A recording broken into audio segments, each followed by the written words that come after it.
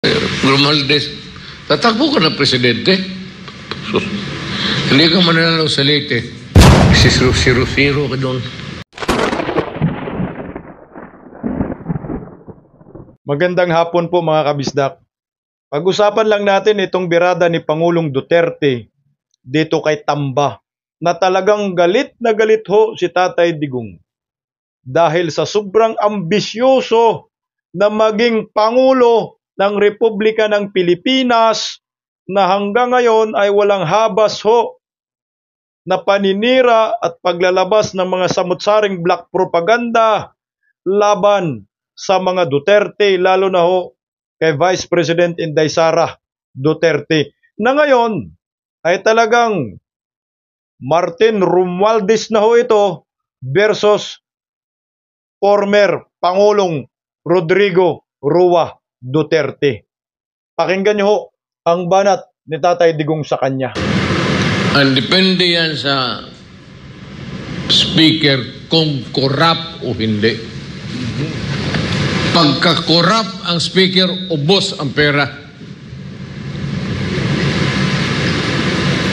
Because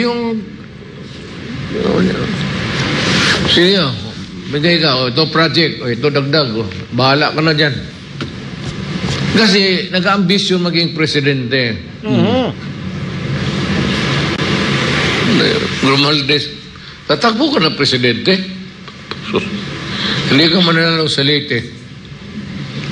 Hanggang ko noon sa Leyte lang na Leyte na dito sa side ni Leyte, ako pinanganak, zero ka doon.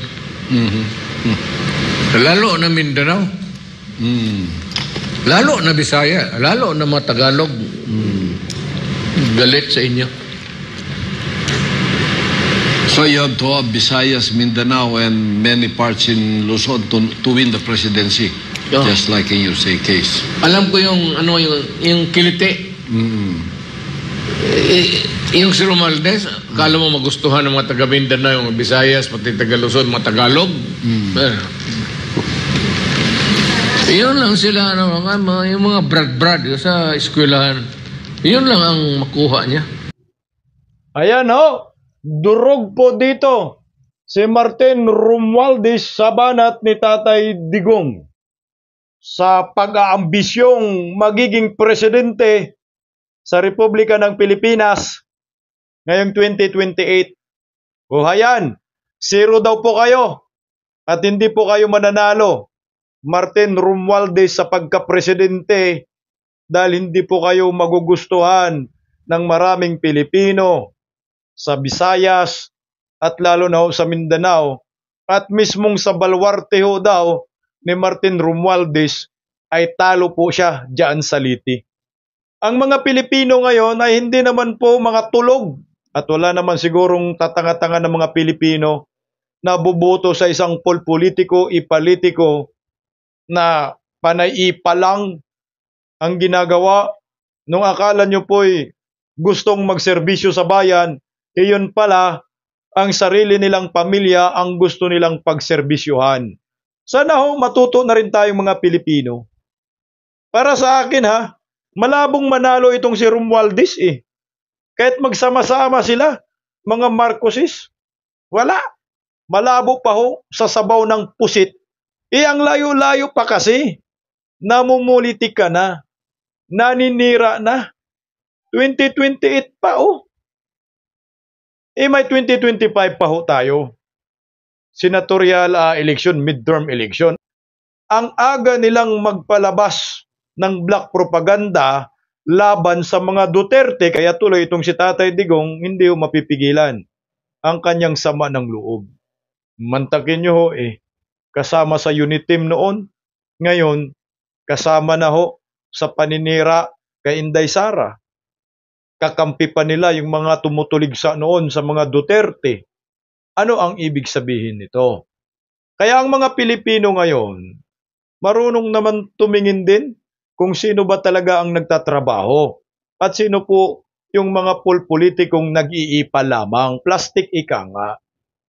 Pag sinasabi mo pong Inday Sara, nagtatrabaho ho talaga yan, legit na legit, na ang ginagawa ay serbisyo publiko. Ang layo pa kasi 2028 pa. Tapos ngayon, atat na kayo maging presidente. Kaya tuloy tinatawag po kayong ambisyosong tambaluslos Dahil totoo naman, baka po pwedeng trabaho mo na bago pa mumulitika.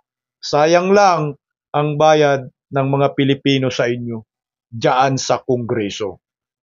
Aba, ginalit ninyo si Tatay Digong, naumpisahan ninyo, paniguradong tatapusin yan ng mga Duterte. Zero daw ho kayo at hindi ho daw kayo mananalo. At yung mga buboto lang daw sa inyo ay alam na this. Yung mga mauuto lang din. Yung mga mapaniwala lang din. Basta kami, paniguradong Duterte pa rin sa 2028. Huwag lang ninyong gamitin yung smart magic, animal, magagalit mga Pilipino sa inyo. Oras na gagamitin ho ninyo ang smart magic.